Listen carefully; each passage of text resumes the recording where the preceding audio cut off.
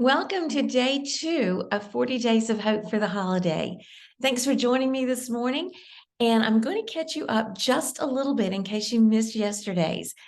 For the next 40 days, actually 39 days now, but from now until the end of the year, we are going to be focusing on how we can use the disappointments, the pain in our past to help other people. So every day I'm going to be bringing you a video, either of myself or I have a lot of amazing people that are going to be joining me this year to bring their expertise and insight into this topic.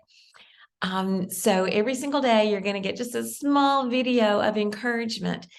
And our overarching scripture or overarching thought that we're going to be using for the next 40 days, the one that's going to be anchoring us, comes out of 2 Corinthians. And I'm going to read it to you out of the Message Bible, which is a paraphrase, but it makes the point really clear. And it simply says this: all praise to God and Father of our Master Jesus the Messiah, Father of all mercy, God of all healing counsel. He comes alongside us when we go through hard times.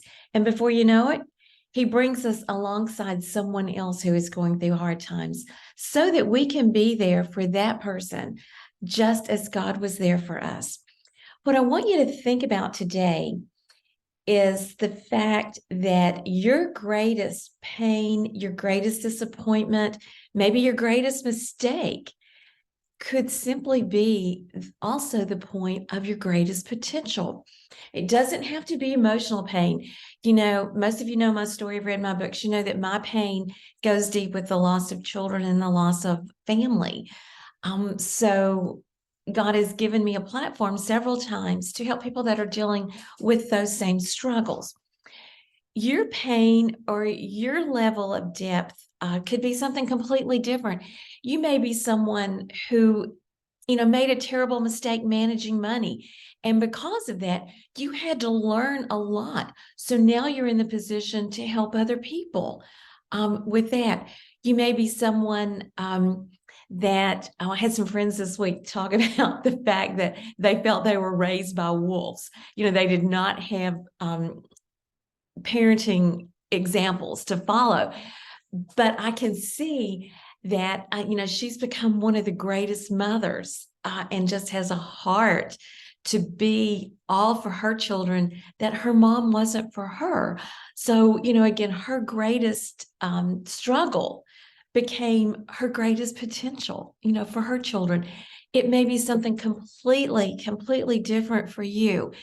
But think about the point. It could be relationship. It could be relationships where, you're really blown it, just absolutely blown it. And so you've learned the ways to, to be all you need to be for the other person.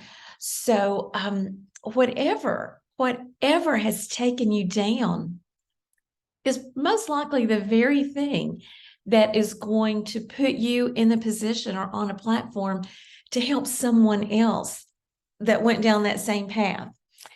And, I was talking to a friend the other day and we were talking about communication.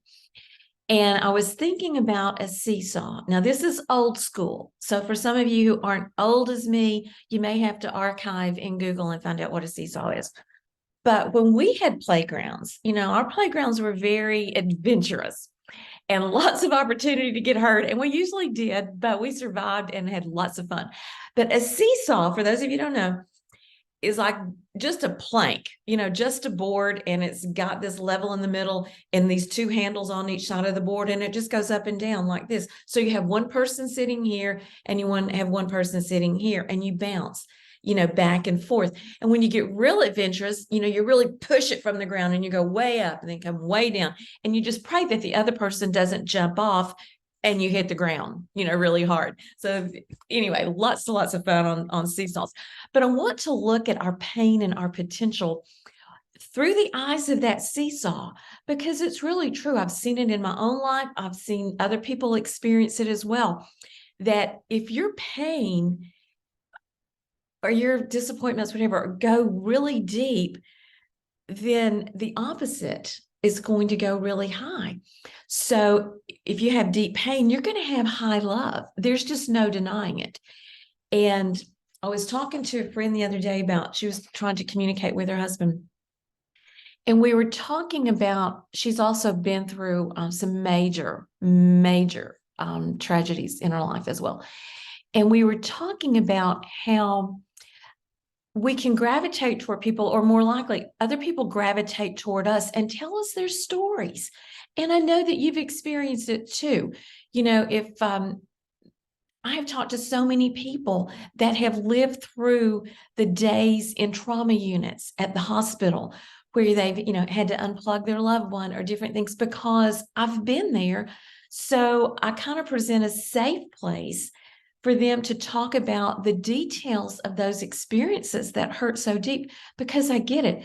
Where other people, where they may try to talk about that same situation, could be like talking to a wall. They know that there's care and there's sympathy there, but there's no connection. That's the way it is with our communication after grief or after a deep love. Is that you will find those people that you connect with on those levels. And again, going back to my husband, my girlfriend, and talking about her husband, we were discussing the fact that, how can we talk about those deep conversations with strangers, but yet the ones that we love the most, there's no connection there.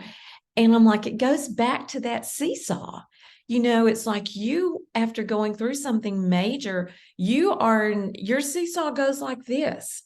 It's high, it's low, it's really high, it's really low. And you may be dealing with someone where in that particular area of life, their seesaw is like this. So they're not riding the same ride that you're riding.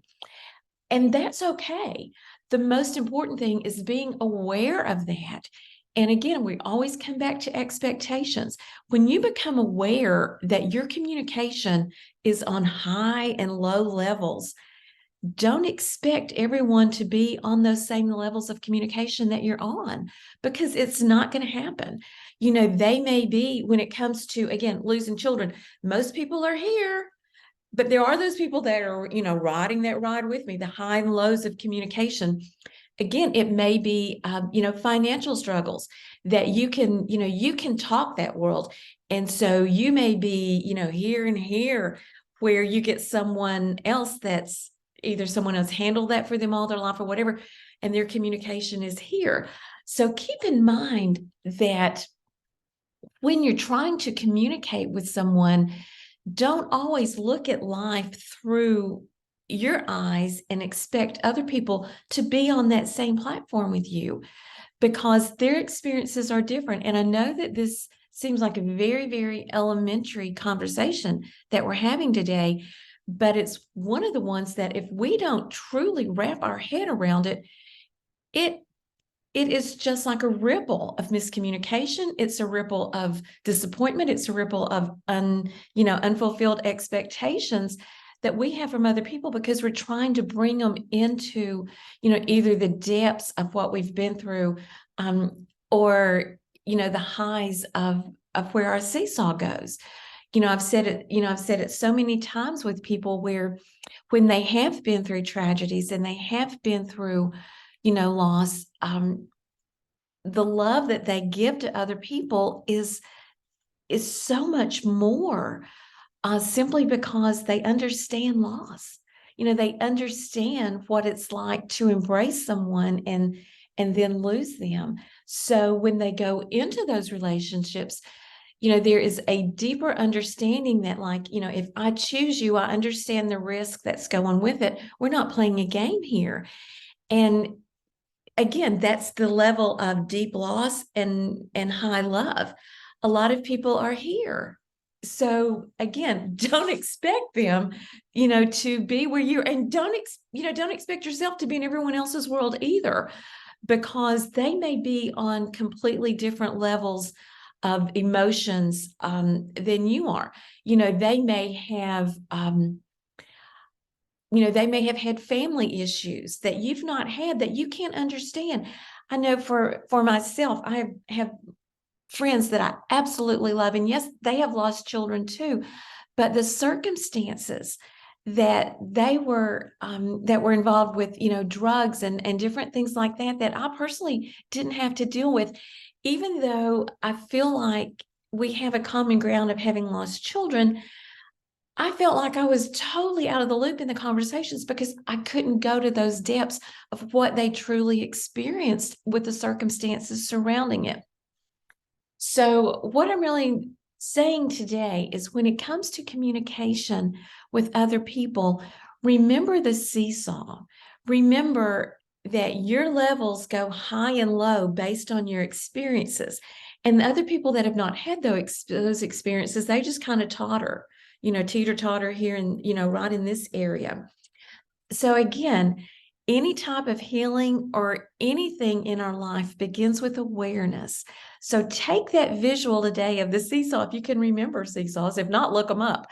Um, and just remember that you may go high and low while other people just teeter totter around. But then the circumstances completely change when you may be teeter tottering around in their world based on their experiences. So, hope that helps. And again, remember that your greatest pain or your greatest disappointment most likely is going to be your greatest potential to help someone else. So have a great day, and I will see you tomorrow. Bye.